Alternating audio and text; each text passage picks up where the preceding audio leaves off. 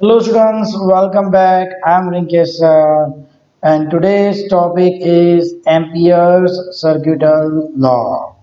Ampere circuital law से हम magnetic field की स्ट्रेंथ फाइंड करेंगे। हमारे लास्ट वीडियो लेक्चर में हमने देखा था बायो-सवार्ट्स लॉ, राइट। उससे भी हम मैग्नेटिक फील्ड फाइंड करते थे। Magnetic field due to current carrying wire वो था dB equal to mu zero by four pi I D L sine theta upon R square, right? So this is the alternative method. Ampere's circular law is an alternative method to find out the magnetic field strength. हमने electrostatic में देखा था electric field find हम कैसे करते थे के Q by are square, और उसकी ऑलरेडी हुई थी Gauss law, right. Flux equal to summation of Q by epsilon zero, flux यानी कि E dot A equal to the total charge enclosed Q upon epsilon zero. वहां से हम electric field find करते थे, राइट। उसी तरह हम एम्पियर सर्कुलर लॉ से मैग्नेटिक फील्ड फाइंड करेंगे। गॉस लॉ में एरिया आया था, एम्पियर सर्कुलर लॉ में लेंथ आएगा। पहले इसका स्टेटमेंट लिखते हैं, what is amperes circular law. Okay, the line integral, the line integral of the magnetic field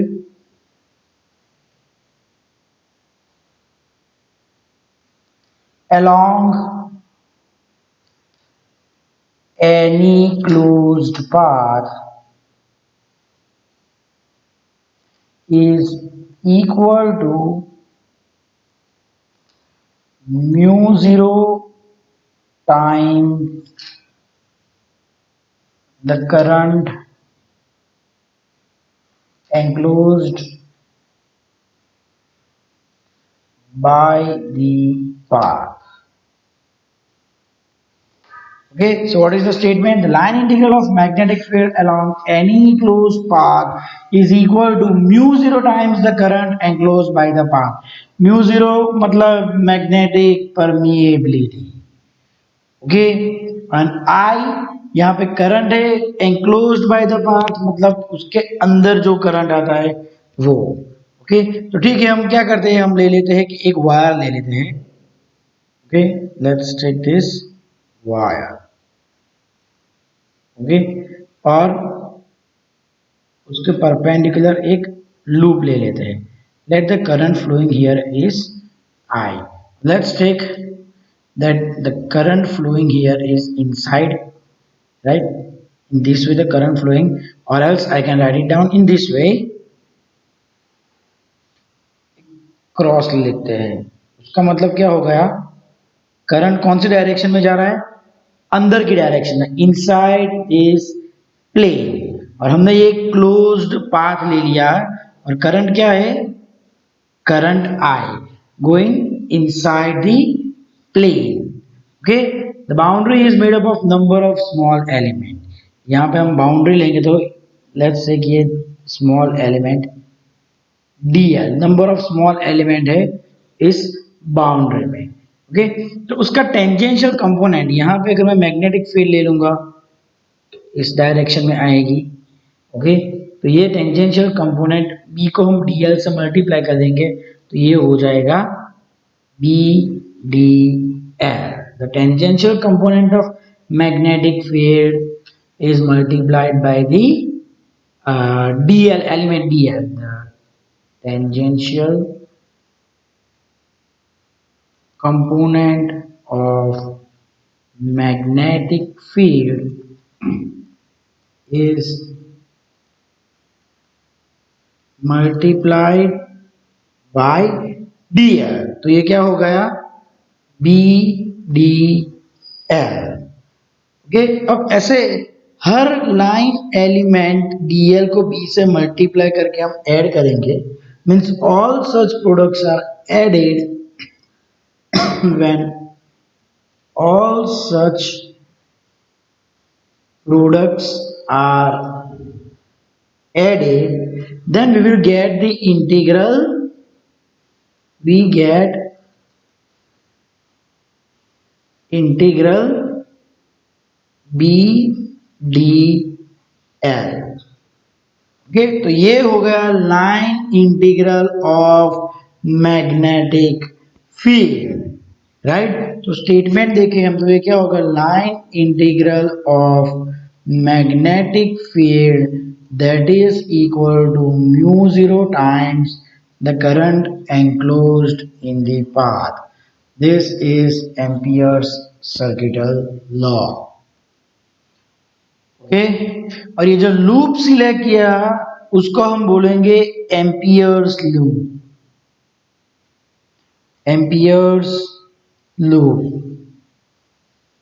और Amperian loop.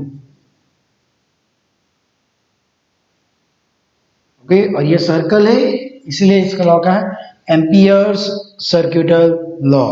Now it is possible to choose the loop such that at each point on the loop either P, that is the magnetic field, is tangential and is non-zero, or B is normal to the loop, या फिर B vanishes। Okay, मतलब हम ऐसा loop select कर सकते हैं जैसे कि eight each point on the loop, at each point on the loop, okay, we can select the loop such that at each point on the loop B is tangential and non-zero, or B is normal to the loop, or B vanishes। Okay, now remember Ampere's circuital law holds true for steady current। Okay, it holds true for steady current। Remember that ampere circular holes true for static current, उसका मतलब current fluctuate नहीं हो रहा है, it does not fluctuate with time. और जो right hand side पे जो इक्वेशन है आई है, राइट हैंड साइड पे जो आई है, that is the total current enclosed.